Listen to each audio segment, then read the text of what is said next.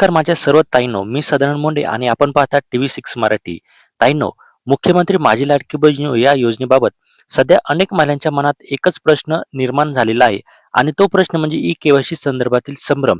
कारण अनेक महिलांनी सांगितलेले आहे की ज्यांची ई-केवायसी राहून गेलेली आहे, काहींना ओ-टी-पी येत नाही, तर काही जणी सांगत आहे की सध्या ई-केवायसी प्रक्रिया दिसतच नाहीत.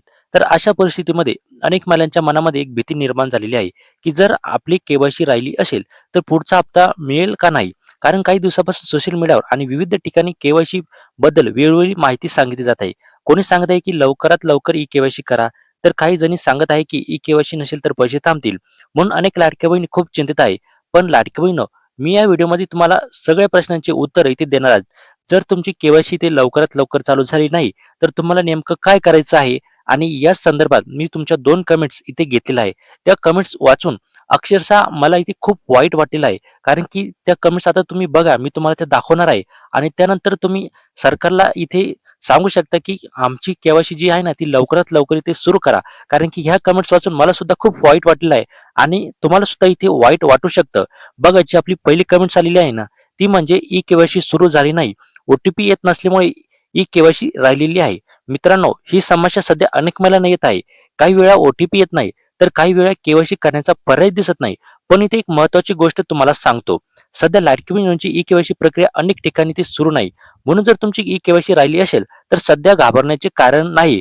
कारण की आपल्याला माहीतच आहे की जर आता केवायसी सुरू झाली नाही, तर येत्या पुढच्या जून महिन्यामध्ये आपली जी केवायसी प्रक्रिया आहे ना, ही सुरू होणार आहे.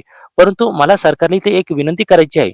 जर तुम्ही आता जर केवायसी चालू केली, तर ज्या लाडक्या बहिणींना खरंच खूप गरज आहे, त्या लाडक्या बहिणींना इथे पैसे भेटेल. कारण की जर आता जर तुम्ही जूनमध्ये जर केवायसी सुरू केली, तर त्या लाडक्या बहिणींचे खूप सारे जे आहे ना, हे नुकसान होणार आहे. आणि आता तुम्ही दुसरी कमेंट्स वाचा आणि तुम्हीच सांगा तुम्हाला यावर काय वाटतं आहे. लवकरात लवकर केवायसी चालू करा. माझे मिस्टर खूप आजारी होते, त्यामुळे माझी केवायसी राहून गेली आहे. मी पुणे जिल्ह्यातून बोलत आहे. मित्रांनो, अशी परिस्थिती अनेक महिलांची आहे. कधी घरातील समस्या, कधी आजारपण, कधी माहिती उशिरा मिळणे. यापुढे यामुळे काय होतं की काही महिलांची जी केवायसी आहे ना, ही राहून गेलेली आहे. पण सध्या सर्वात महत्त्वाची गोष्ट म्हणजे ही केवायसी प्रक्रिया सुरू नसल्यामुळे सध्या काही करण्याची गरज नाही. कारण की आता ज्या लाडक्या बहिणींना ह्या खूप घाबरलेल्या आहेत. त्यांना असं वाटतंय की आमची केवायसी जर झाली नाही, तर आम्ही काय करायचं आहे? आमची केवायसी लवकरात लवकर सुरू व्हावी आणि काही लाडक्या बहिणी इथे ज्या पोर्टल आहे ना, या पोर्टलवर जाऊन केवायसी करण्याचा प्रयत्न करत आहे. पण लाडकी बहिणींनो, मी तुम्हाला इथे सांगू इच्छितो की अजून तुमच्यासाठी इथे केवायसी प्रक्रिया सुरू झालेली नाही. ज्या लाडक्या बहिणींची केवायसी चुकलेली आहे, त्याच पोर्टलवर जाऊन तिथे केवायसी करू शकतात. परंतु तुम्ही इथे घाबरण्याचं कोणतंही कारण नाही.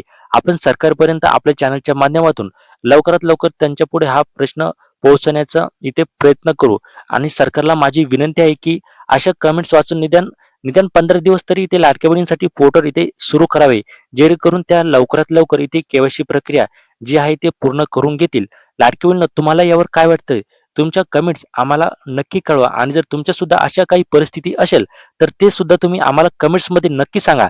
जेणेकरून आम्ही पुढचा व्हिडिओ तुमच्या कमेंट्सवर इथे बनवू आणि ते सरकारपर्यंत पोहोचवण्याचा प्रयत्न करू. तुम्हाला यावर काय वाटतंय? त्या कमेंट्स आम्हाला नक्की कळवा. चॅनलवर नवीन असेल तर सबस्क्राईब करा आणि हा व्हिडिओ जास्तीत जास्त लाडक्या बहिणीपर्यंत शेअर करा. धन्यवाद.